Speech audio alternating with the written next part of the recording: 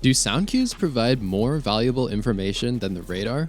Throughout this video, we're going to be answering that question and going over how you can use sound cues to become a better player. Now, don't get me wrong, I think the radar is insanely powerful and very useful, but there's definitely some unique value that sound cues bring to the table. Even at the most basic level, sight and sound are two different human senses, so we're able to absorb both visual and auditory information simultaneously. You can't technically look at the radar and your target at the same time, but you can certainly focus on your target and listen at the same time.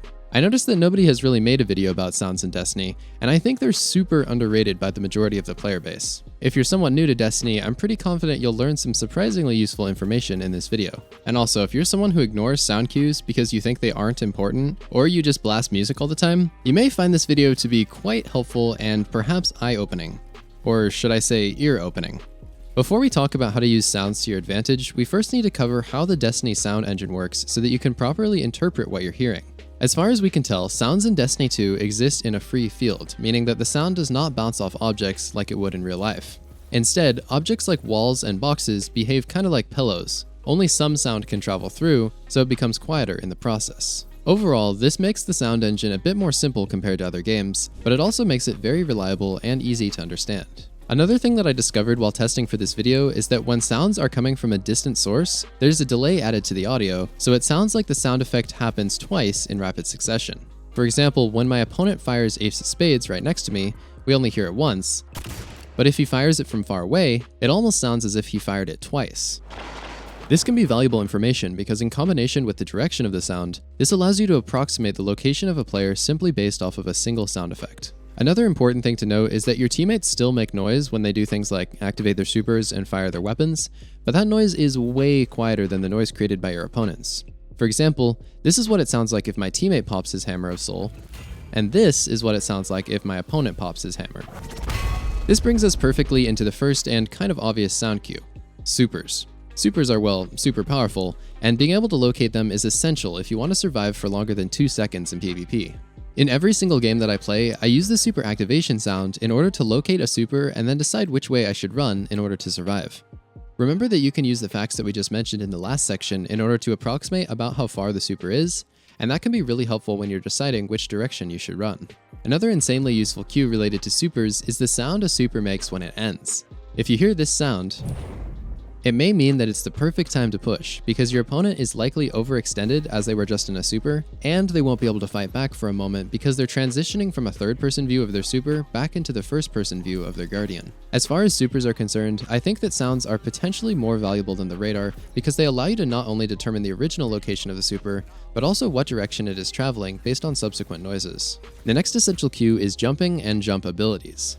The first little Guardian hop isn't very loud, but the Hunter double jump, the Titan lift, and the Warlock glide are very audible even at a long distance. Players love to jump above doorways with shotguns and bait you into a trap, so if you're approaching a choke point and you hear a Titan just waiting for you to run into his trap, make sure you're ready to look into the sky before you get shotgunned.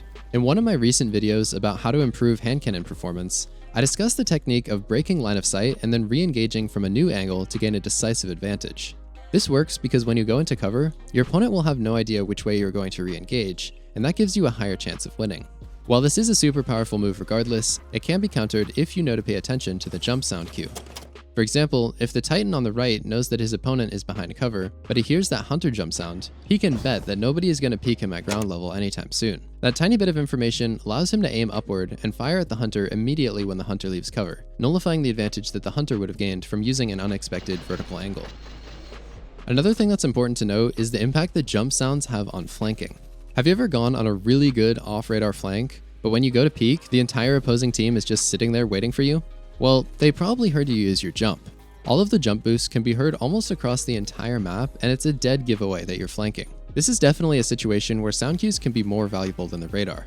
The radar has a limited range and is inconsistent due to sliding, crouching, and invisible players, but the jump sound cue can be clearly heard well beyond the range of the radar. For example, this is a really common flank on dead cliffs. If I'm here looking towards Divider, I can clearly hear the jump of a flanking Titan in my right ear, even though he's in the very back of the spawn by the zone. If I call him out to my teammates, we can easily go team shoot him and avoid the disaster that may have ensued if he was able to successfully flank us. Before we move on to the next section, I just want to highlight how valuable the jump sound cue is in actual games.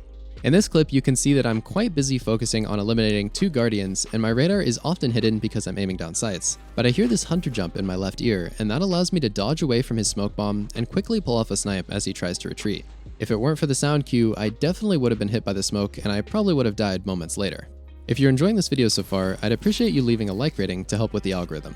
The next section is about weapons. Most weapons in Destiny have a distinct sound that you can usually hear before you step into an ongoing engagement, so you know what you're up against. If you hear someone spamming a scout rifle like Dead Man's Tail down a lane, maybe now is not the best time to run out into the open. I find that sound cues are particularly useful in Rumble because if you hear 2 people fighting nearby, you can bet that they're going to be low on health and easy to clean up, and you already know what weapons they're using so you can outplay them.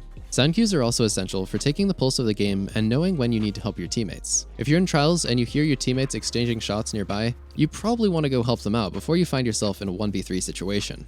This is another example of sounds providing just a bit more useful information than the radar, because the radar may show you the general direction of players, but it doesn't tell you if they're in a fight and what weapons are involved. Sound cues are also the ultimate counter to fusion rifles. Unless I get caught completely off guard, I almost never die to fusions in this meta. If you play right next to cover, take some shots, and then dip right when you hear the fusion is almost fully charged, you'll almost never lose. Like seriously, fusion players won't stand a chance against you if you play based on the sound of their charge up. In this clip, I knew I had just enough time to peek, take my shot, and get back to cover in order to avoid this auto-aiming Jotun projectile.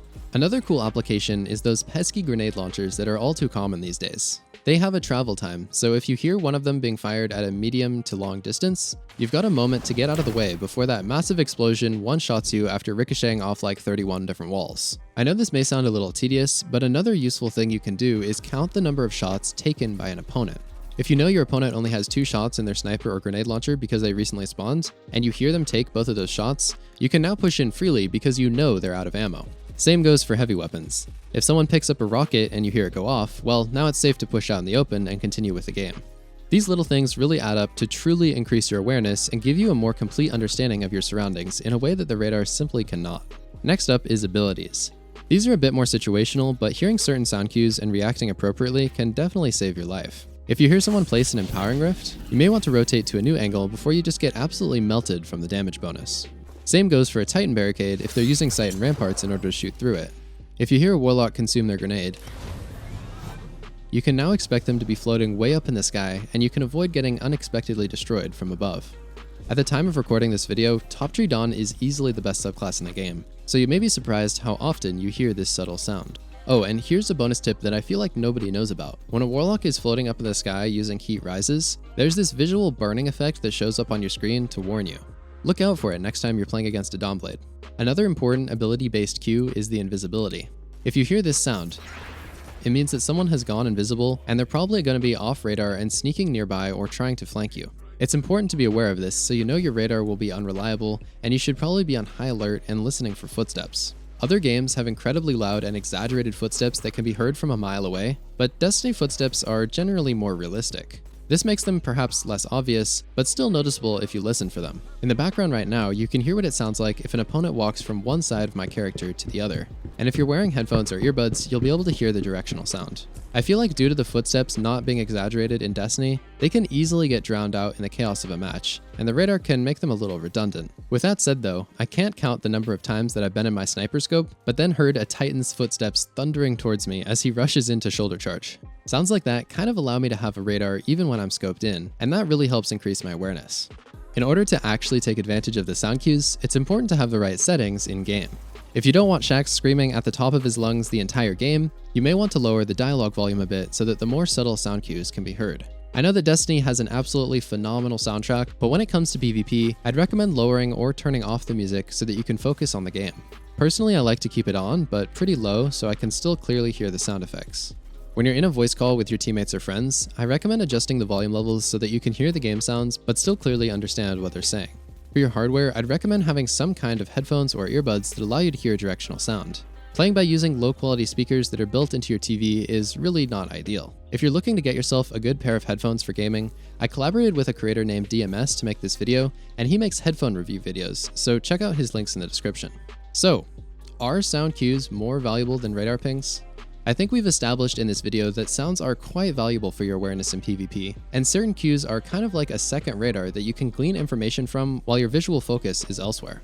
With all of that said, if I had to choose between having a radar and having sounds, I'd probably choose the radar. Sound cues are undeniably useful, but I think they're just a bit more situational and inconsistent in comparison to the radar. If you enjoyed this video, I think you'd love this other video where I explain how to improve your hand cannon shot and become a much better hand cannon player. That video is on the top of your screen now and linked in the video description, so go check it out.